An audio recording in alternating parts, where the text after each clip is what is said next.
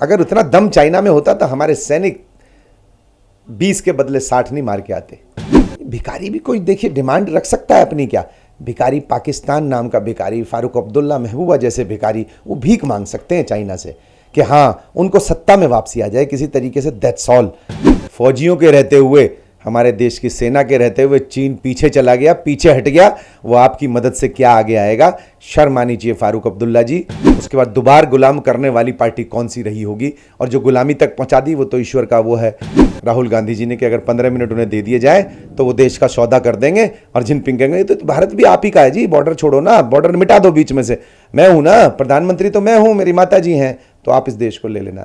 भी विरोधी पार्टी कुछ करना चाहती है, ये नहीं कहती कि हम अपने मेहनत से करेंगे किसी चीज से, हम चीन की मदद से करेंगे। नमस्कार, मैं जितेंद्र प्रसाद, सुपरफास्ट न्यूज में आपका स्वागत है। भारत में इन दिनों राजनेताओं के बोल बिगड़ते जा रहे हैं, लोग नए नए तरीके की बातें कर रहे हैं। कांग्रेस के पूर्व अध्यक्ष राहुल गांधी ने कहा है कि अगर उन्हें 15 मिनट दे दिए जाएं तो वो चीन को भगा देंगे।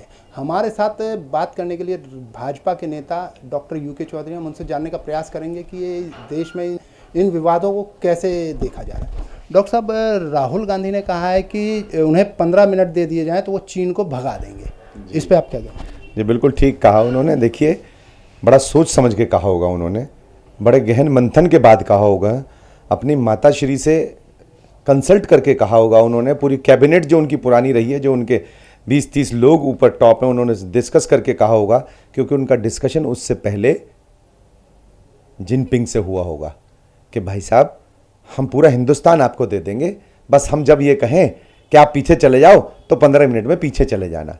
मुझे इसी प्रकार की प्रतिक्रिया दुख होता है जब ऐसे स्टेटमेंट कोई इतनी बड़ी पार्टी जिसने 70 साल देश पे राज किया, उसका एक बहुत बड़ा नेता, उसका एक राष्ट्रीय अध्यक्ष रह चुका व्यक्ति देता है, तो बड़ी शर्म आती है, बड़ी सोच पैदा होती है कि इस देश को ऐसे ही पुराने ज़माने में जो गुलाम हुआ उसके बाद दोबारा गुलाम करने वाली पार्टी कौन सी रही होगी, और जो गुलामी तक पहुंचा दी वो तो ईश्वर का वो है कि आज भारतीय जनता पार्टी उस पर राज कर रही है देश पे, जो कि राष्ट्र के लिए समर्पित, राष्ट्र प्रथम, सेवा प्रथम, और जिसे कहते हैं कि जो देश के लोग हैं वो प्रथम, उस नज़रिए को रख के करती है, गरीब व्यक्ति की केयर करती है, उसके लिए जो है सबसे पहले समर्पित है। अदरवाइज मुझे लगता है वो ठीक कहा राहुल गांधी जी ने कि अगर 15 मिनट उन्हें दे दिए जाए तो वो देश का सौदा कर देंगे, और जिनपिंग कहेंगे तो भारत भी आप ही का है जी, बॉर्डर छोड़ो ना, बॉर्डर मिटा दो बीच में से, मैं हूं ना प्रधानमंत्री, तो मैं हूं, मेरी माता जी हैं, तो आप इस देश को ले लेना। इस तरीके की बचकानी बातें करिए, शर्म आती है हर नागरिक को देश की। अच्छा, बात करें तो जम्मू कश्मीर के पूर्व मुख्यमंत्री और सांसद फारूक अब्दुल्ला ने भी कहा है कि चीन की मदद से धारा 370 कश्मीर में दोबारा लगाई जाएगी। देखिए मैं वही कह रहा हूं कि जो भी विरोधी पार्टी कुछ करना चाहती है, ये नहीं कहती कि हम अपने मेहनत से करेंगे किसी चीज से, हम चीन की मदद से करेंगे। अरे चीन अपनी मदद नहीं कर सका, मोदी जी के रहते हुए, अमित शाह जी के रहते हुए, राजनाथ सिंह जी के रहते हुए, इस देश के एक एक वीर नागरिक के रहते हुए, फौजियों के रहते हुए, हमारे देश की सेना के रहते हुए चीन पीछे चला गया, पीछे हट गया, वो आपकी मदद से क्या आगे आएगा? शर्म आनी चाहिए फारूक अब्दुल्ला जी, महबूबा जी और उनके पूरे जितने भी मिले। खिसियानी बिल्ली खंबा नोचे वाली स्थिति है, क्योंकि उन्हें पता है अब उनका कुछ नहीं चल सकता। इस देश को जो 100 साल 70 साल उन्होंने लूटा है, 100 साल पीछे पहुंचाया है, अब वो दिन नहीं आने वाले हैं, क्योंकि देश का बच्चा बच्चा अब जागरूक हो चुका है। धारा 370 हमारे जिस दिन भारतीय जनता पार्टी की स्थापना हुई, जनसंघ की, उस दिन से एजेंडा था, ये कोई नई बात नहीं है। तो जनता ने इसी के लिए वोट किया है। देश में जो सद्भाव वो लाना चाहते हैं कश्मीर के साथ, उसके लिए वोट किया है। और देखिए कश्मीर के हालात कितने दिन पर दिन बेहतर होते जा रहे हैं। तो मैं समझता हूँ कि इनको शर्म आनी चाहिए और ये सोच समझ कर बोलना चाहिए कि क्या कह रहे हैं, देश को कितना नीचे गिराएंगे। चाइना चाइना चाइना, हाँ अगर उतना दम चाइना में होता तो हमारे सैनिक 20 के बदले 60 नहीं मार के आते। अच्छा, आप एक सवाल ये है कि अगर चाइना फारूक अब्दुल्ला की बात मानता है तो क्या फारूक अब्दुल्ला कह करके उनसे विगर मुसलमानों का जो शोषण वो चीन कर रहा है तो उस पर नहीं रोक लगा? नहीं, उनका बस का वो नहीं है सब।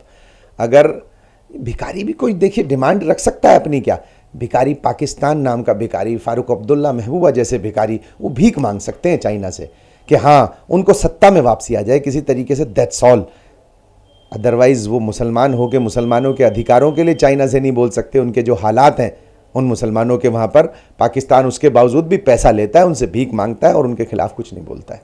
अच्छा, बात करें तो अभी कमलनाथ ने भी चुनाव में भाजपा प्रत्याशी इमरती देवी के लिए आइटम का जिक्र किया था, तो क्या लगता है कि ये दलित महिलाओं का भी सम्मान किस तरह? नहीं, देखिए, राजनीति जिस प्रकार की कांग्रेस ने की है उसमें कोई कहने की बात नहीं है।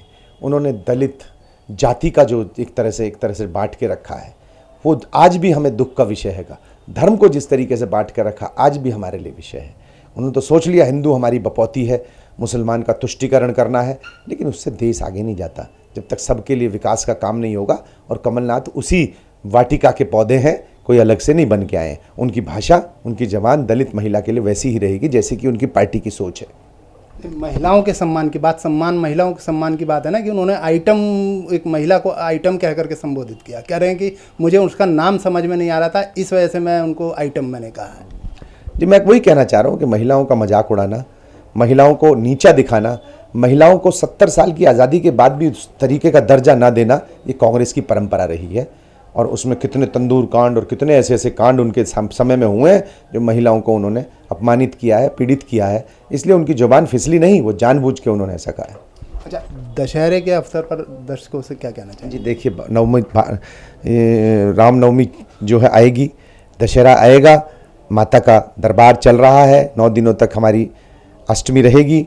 तो मैं ये मान के चलता हूँ कि जिस प्रकार का प्रकोप इस देश में आया है, माँ से कृपा है, भगवान श्री राम से कृपा है कि इस देश को इस बीमारी से निजात दिलाएं और इस देश को सुख शांति के उसी पथ पर लेके जाएं जैसा कि हमारी इकोनॉमी पे फ़र्क पड़ा, उसको वापस वैसे ही लेके जाएं। ईश्वर से प्रार्थना है कि हम लोगों को इतना मनोबल और संयम दें कि हम इस महामारी से लड़के इसको 1-2 महीने में ख़त्म करें। आपको समय देने के लिए धन्यवाद।